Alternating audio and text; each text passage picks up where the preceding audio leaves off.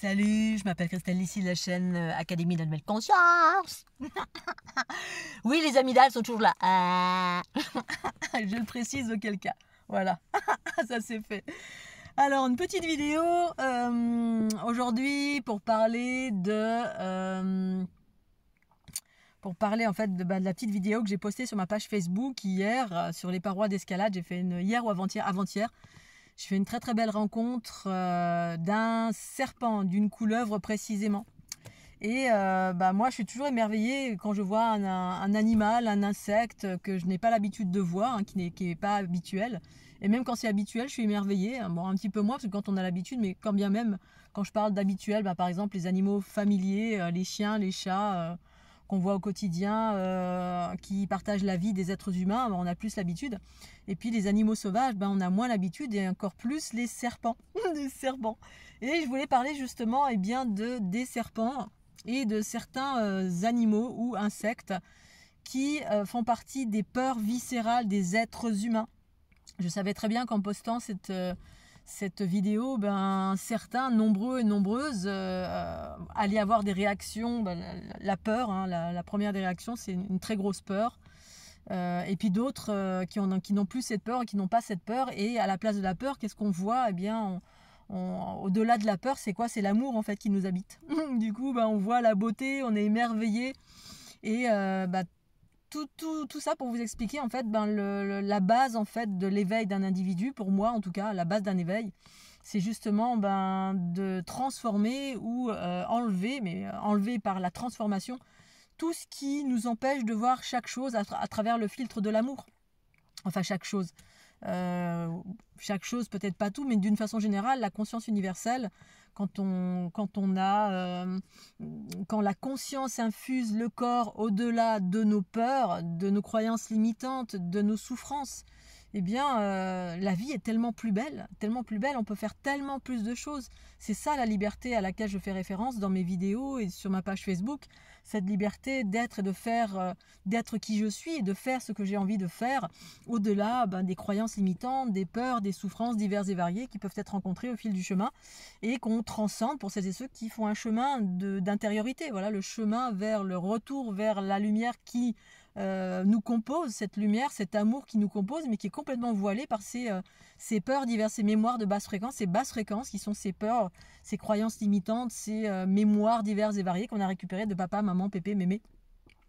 Et donc, dans ces peurs, effectivement, il y a des peurs collectives, que j'appelle des peurs viscérales, qui sont collectives, qui sont engrammées dans notre ADN, dont la peur du serpent.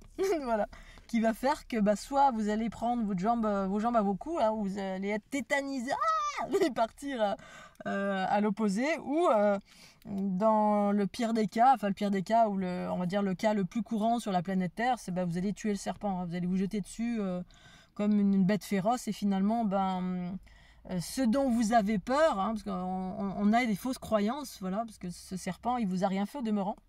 Voilà, la plupart du temps, les êtres, les insectes divers et variés ne nous ont rien fait, mais on en a peur parce que c'est inscrit profondément, collectivement ou individuellement. C'est-à-dire c'est des peurs qui ont été transmises de génération en génération, hein, comme les guêpes ou comme certains insectes qui sont pas, il n'y a pas mort d'homme, je veux dire. Et puis pour autant, la première réaction qu'on a, c'est on va éclater la guêpe alors qu'elle nous a rien fait.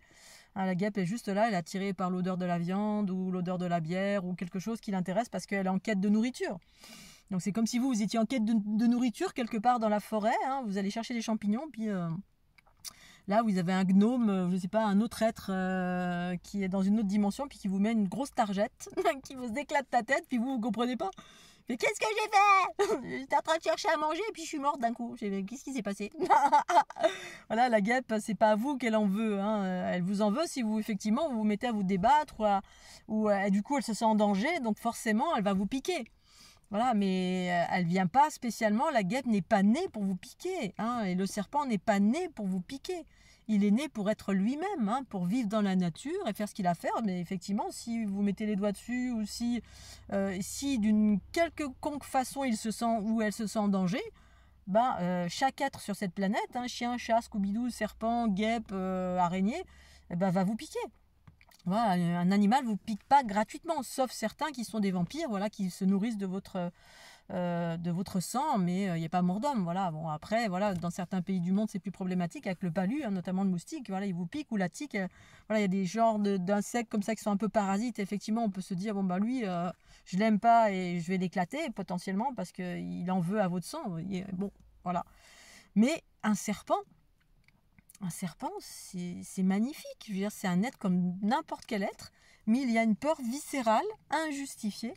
Et je voulais vous parler de cette peur, justement, que j'ai moi-même recouvrée. Alors moi, personnellement, je n'ai jamais eu peur des serpents. En revanche, j'avais peur des araignées, mais j'ai pleinement, dans mon travail de cheminement vers l'éveil, donc la joie, la bonne humeur, le bien-être, la liberté, la connaissance, hein, pour moi c'est ça l'éveil, et qui permet de vivre une vie harmonieuse, joyeuse, faire exactement ce qu'on a envie de faire. C'est-à-dire pendant qu'il y en a qui se pèlent l'autre bout de la planète ou dans le fin fond du pôle Nord, là-haut, qui regardent les belles photos de Tahiti, moi j'y suis à Tahiti. J'y vais, il faut aller là où vous avez envie d'être, il faut faire ce que vous avez envie de faire. Et ça passe par le dépassement de vos peurs, de vos croyances, de vos limitations, de tout ça, en fait, tout ce qui vous bloque, tout ce qui vous enferme pour réaliser votre rêve, réaliser votre vie, être libre de faire ce qui vous rend heureux, joyeux, ce qui vous fait vibrer.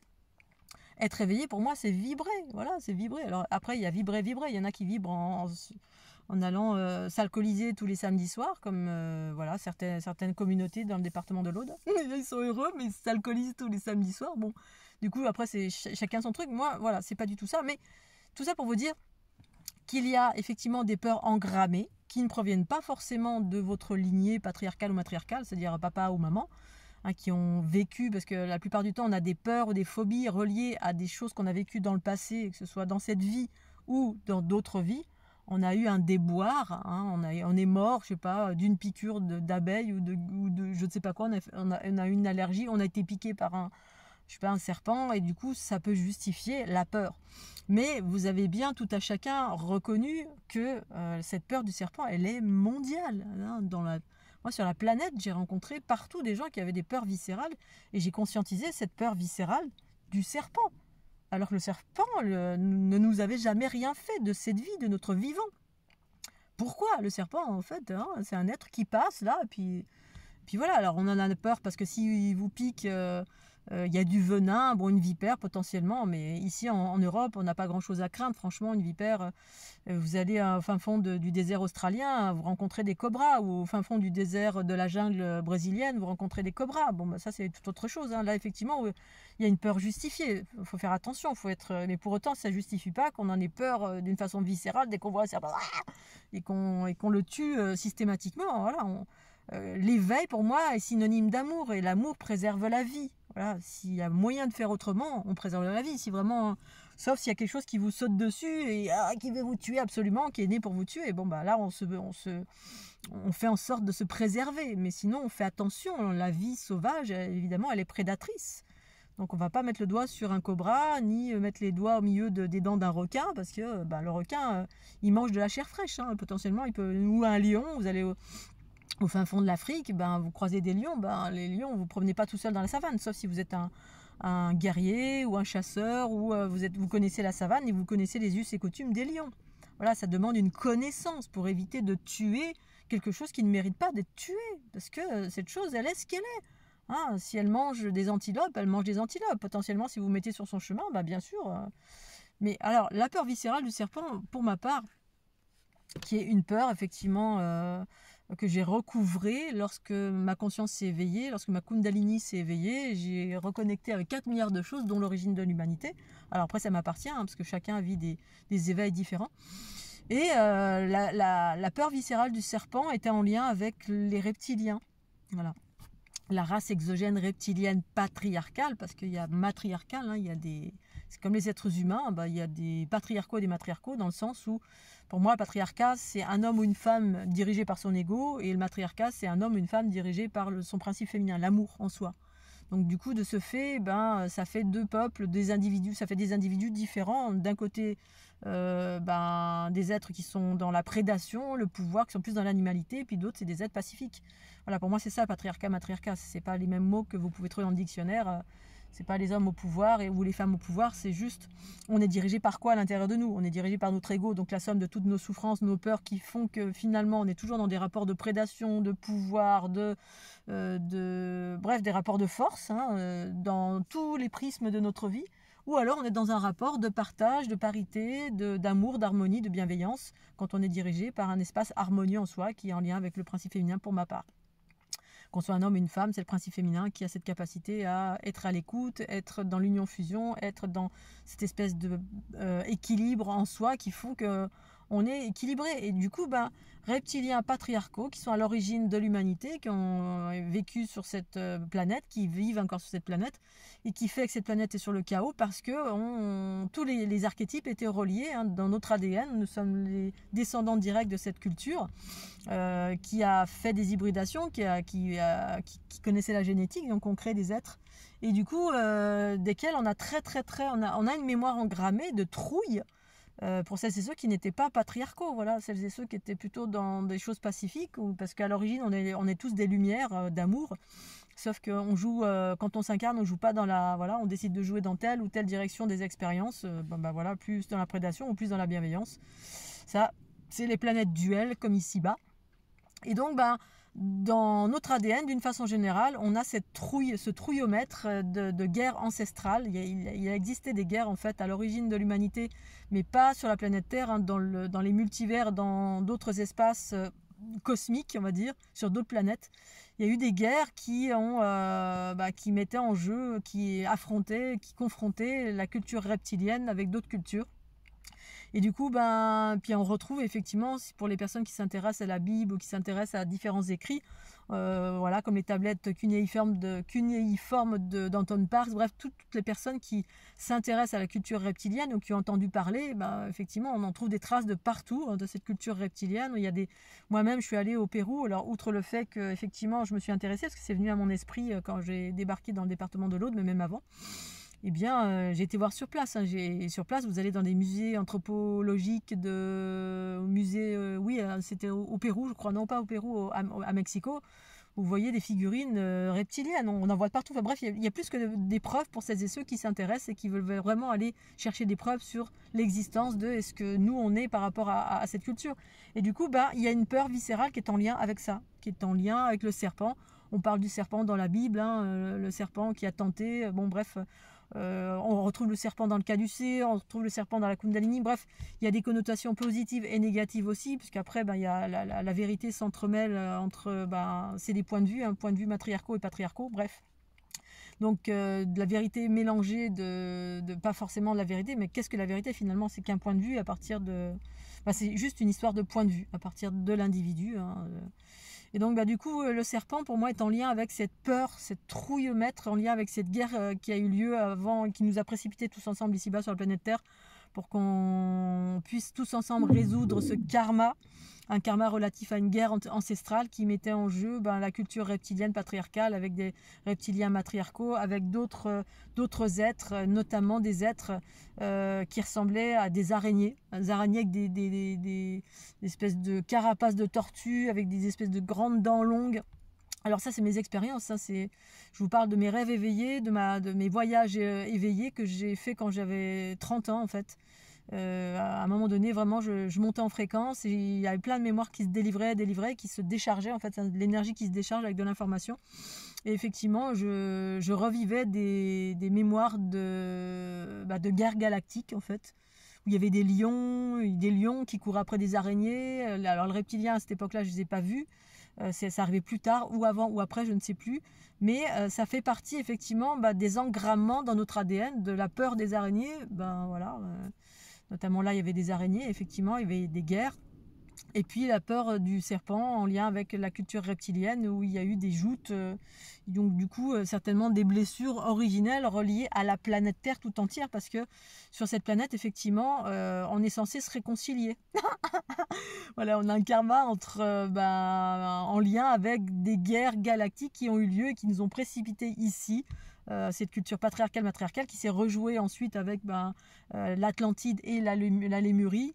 Voilà, où il y avait une culture matriarcale et patriarcale, où ben, voilà, il y a eu cette joute qui s'est perpétuée dans le temps et qui continue encore ici-bas sur la planète Terre et qui est en train de prendre plus ou moins fin, mais qui doit au final prendre fin à l'intérieur de soi. En fait, ça ne se joue que là. C'est chez vous, c'est dans votre cœur. Parce qu'à l'extérieur, il ne faut pas s'attendre à ce que la paix surgisse. Et pour autant, si elle surgit, c'est tant mieux. Mais la paix surgit à partir du moment où vous faites le travail sur vous. C'est chaque individu en lâchant les attentes de ce qui se passe à l'extérieur. Hein, voilà, à l'extérieur, la guerre, ceci, cela, les enjeux, etc. C'est exactement les échos du passé qui se poursuivent, hein, qui font que la planète, ben voilà, effectivement, elle risque de basculer dans l'obscurité ou dans la lumière.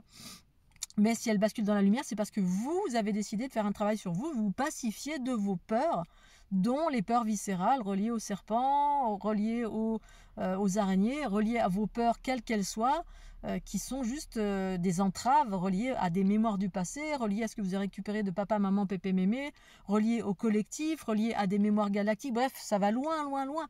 Donc, pour moi, le cheminement, il n'est que celui-ci. Vous voulez vous libérer, vous éveiller et sortir de la matrice duale pour aller vers la matrice unifiée, c'est-à-dire sortir de la zone astrale.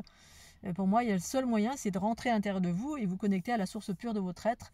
Et par là, sur le chemin, ben, voilà, mettre en conscience et en lumière toutes vos peurs pour dépasser ces peurs, mettre de l'amour dessus par ce processus d'unité que j'appelle l'union-fusion, ou en utilisant la fleur de l'unité, ou quelle que soit la technique, qui soit une technique unifiée, qui viennent mettre des bobos, mettre en conscience, mettre en lumière les peurs diverses et variées, les souffrances diverses et variées, les basses fréquences diverses et variées, les mémoires diverses et variées, pour ensuite les transformer tout simplement et en faisant cela, aller vers une unité qui amène à vivre une vie nourrissante, extraordinaire, heureuse, joyeuse.